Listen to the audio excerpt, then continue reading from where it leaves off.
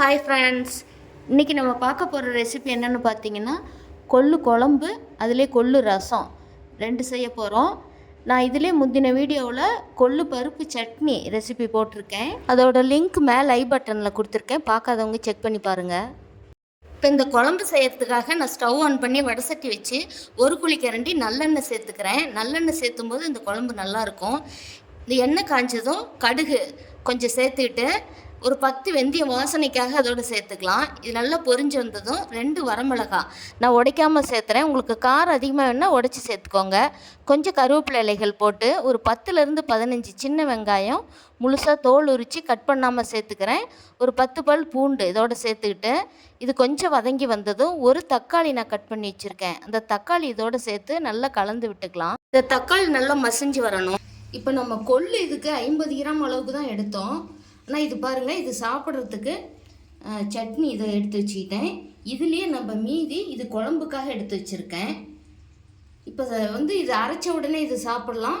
அடுத்த டைமுக்கு அடுத்த நாளைக்கு கூட இதை குழம்பு வச்சு எடுத்துக்கிட்டோமா இது 2 நாளைக்கு கூட வச்சு இதை சாப்பிட்டுக்கலாம். அதுக்காக நான் இந்த பாதி பருப்பு எடுத்து வச்சுருக்கேன். இந்த குழம்புக்கும் ரசத்துக்கும் சேர்த்து நான் ஒரு பெரிய எலுமிச்சம்பழம் அளவு புளியை கழுவி சுத்தம் பண்ணிவிட்டு எடுத்து இந்த கொள்ளு தண்ணியிலேயே இன்னும் கொஞ்சம் இதுலேயே நார்மல் வாட்டர் ஊற்றி நான் இதை ஊறுற அளவுக்கு இதில் ஒரு அரை மணி நேரம் இந்த புளி ஊறட்டும். இந்த கொள்ளு தண்ணியோடவே நான் கொஞ்சம் தண்ணி இதோடு சேர்த்துக்கிறேன் புளி ஊறுற அளவுக்கு. இதுலேயே நான் புளியை சேர்த்து கரைச்சிக்க போகிறேன். புளி இது ரசத்துக்கும் குழம்புக்கும் சேர்த்து கரைச்சி வச்சுருக்கேன். இதில் நம்ம குழம்புக்கு தேவையான அளவு புளி இதில் வடிகட்டி எடுத்துக்க போகிறோம்.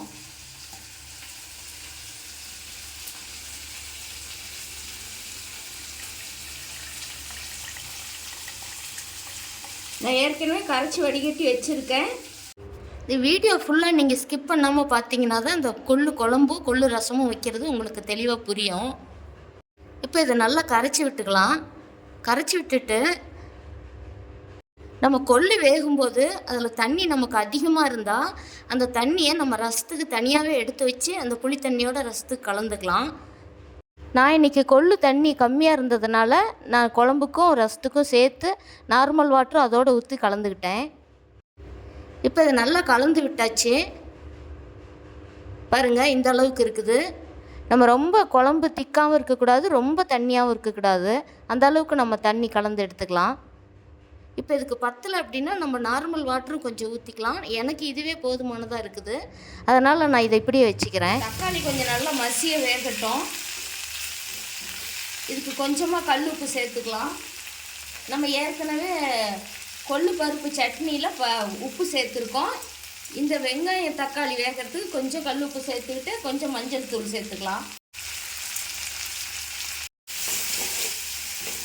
இந்த தக்காளி நல்லா மசிய வேகணும். கொஞ்ச நேரம் வதங்கட்டும். இந்த தக்காளி எல்லாம் பாருங்கள் நல்லா மசிஞ்சு வந்துருச்சு. நம்ம இந்த சமயத்தில் இந்த புளி கரைச்சி வச்சுருக்குறோம் அந்த பருப்பில், இந்த பருப்பும் இந்த புளி கரைசலையும் இதில் சேர்த்துக்கலாம். இந்த வெங்காயமும் இதோடு சேர்ந்து குழம்பு கொதிக்கும் போதே வெங்காயமே வெந்துக்கும்.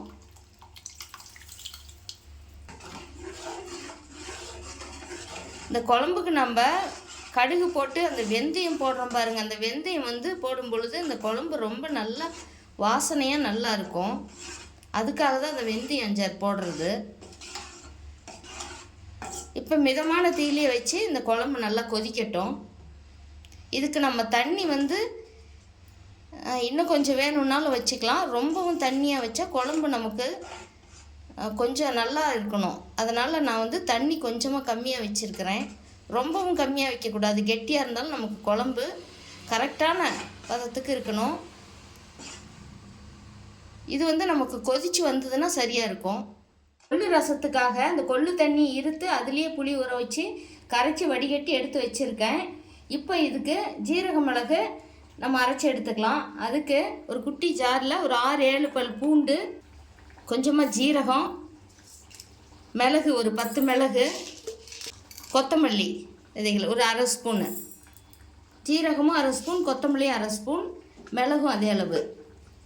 இதை கொரகொரப்பாக அரைச்சி எடுத்துக்கலாம். இந்த ஜீரக மிளகு இந்த மாதிரி பல்ஸ் மோடில் விட்டு எடுத்துருக்கிறேன். இதுக்கு நான் இப்போ ஒரு தக்காளி சேர்த்து இதையும் கொரகொரப்பாக, இது தக்காளி நல்லா மையக்கூடாது. இந்த மாதிரி 4ஆக கட் பண்ணி இதில் போட்டு இதையும் பல்ஸ் மோட்லேயே விட்டு எடுத்துக்கிறேன்.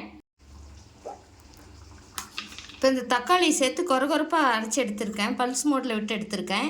இப்போ ரசம் தாளிச்சிக்கலாம். இப்போ குழம்பு நல்லா கொதிக்குது பாருங்கள். இந்த வெங்காயம்லாம் நமக்கு நல்லா வெந்து வரணும். வெந்து வந்துச்சுன்னா இதுக்கு ஃப்ரெஷ்ஷான கொத்தமல்லி இலைகள் போட்டு இறக்கிடலாம். இன்னும் கொஞ்ச நேரம் கொதிக்கட்டும். இது வந்து ஸ்டவ்வை லோ ஃப்ளேம்லேயே வச்சுருக்கேன். வடசட்டி காஞ்சிருச்சு. 1 ஸ்பூன் எண்ணெய் விட்டுக்கலாம். எண்ணெய் காஞ்சிருச்சு. கொஞ்சமாக கடுகு போட்டுட்டு இதோடவே கொஞ்சம் வெந்தயம், ஒரு 6-7 வெந்தயம் போட்டுக்கிறேன், இது வாசனைக்காக. இதோட கட்டி பெருங்காயம் 1 போடுறேன், 2 வரமிளகாய், கொஞ்சம் கருவேப்பிலை இலைகள், நம்ம அரைச்சி வச்ச இந்த ஜீரக மிளகு தக்காளி இதோடு சேர்த்துக்கலாம்.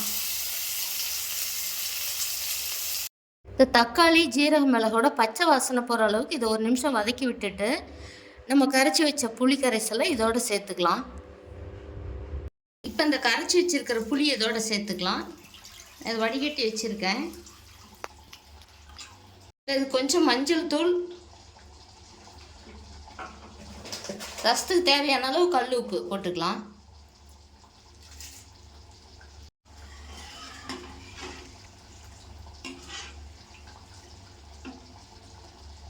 ரசம் ஸ்டவ் லோ ஃப்ளேம்லேயே வச்சு ரசம் நுரக்கட்டட்டும்.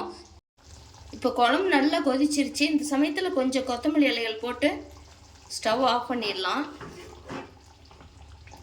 அவங்க பாருங்கள், சூப்பரான கொள்ளு குழம்பு ரெடி ஆயிடுச்சு. இது சூடான சாப்பாட்டுக்கு வச்சு சாப்பிட செம்மையாக இருக்கும். இதை வச்சுருந்து நம்ம அடுத்தடுத்த நாள் கூட இதை வச்சுக்கிட்டு சாப்பிடலாம், ரொம்பவே நல்லா இருக்கும். இப்போ ஸ்டவ் ஆஃப் பண்ணிடலாம்.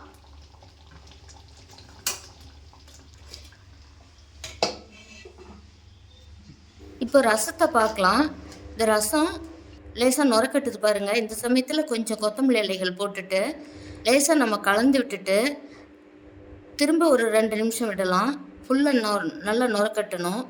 இதுக்கு நான் வரமிளகா முழுசாகவே சேர்த்துருக்கேன். அந்த விதைகள்லாம் வெளியில் வந்தால் காரம் அதிகமாக இருக்குன்னு. உங்களுக்கு காரம் அதிகமாக வேணும் அப்படின்னா அந்த மிளகாயை உடச்சி போட்டுக்கலாம் எண்ணெயில் போடும் பொழுது. இந்த சமயத்தில் ஒரு 1/4 டம்ளர் அளவுக்கு தண்ணி ஊற்றிக்கலாம். இப்போ ரசம் அங்கங்கே நமக்கு அந்த நுரக்கட்டி தெரிகிற மாதிரி வருது பாருங்கள். இப்போ ரசத்தை மூடி வச்சிடலாம். 1 நிமிஷம் ஆகட்டும். 1 நிமிஷம் கழித்து ஒரு பாத்திரத்துக்கு அந்த ரசத்தை மாற்றிக்கலாம். இப்போ நமக்கு மணக்க சூடான கொள்ளு ரசம் ரெடி ஆயிடுச்சு. இது சளி பிடிச்சிருக்கிற டைம்லலாம் இந்த மாதிரி கொள்ளு தண்ணி எடுத்து ரசம் வச்சு சாப்பிட்டோமா இந்த சளிக்கெல்லாம் ரொம்பவே நல்லது. இது போல் நீங்களும் ட்ரை பண்ணி பாருங்கள். இந்த கொள்ளு குழம்பு, இந்த கொள்ளு ரசமோ நீங்கள் இது மாதிரி ட்ரை பண்ணி பார்த்துட்டு உங்களுடைய கருத்துக்களை கமெண்ட் பாக்ஸில் சொல்லுங்கள். இந்த வீடியோ பிடிச்சிருந்தால் லைக் பண்ணி ஷேர் பண்ணுங்கள், சப்ஸ்கிரைப் பண்ணுங்கள். தேங்க்யூ.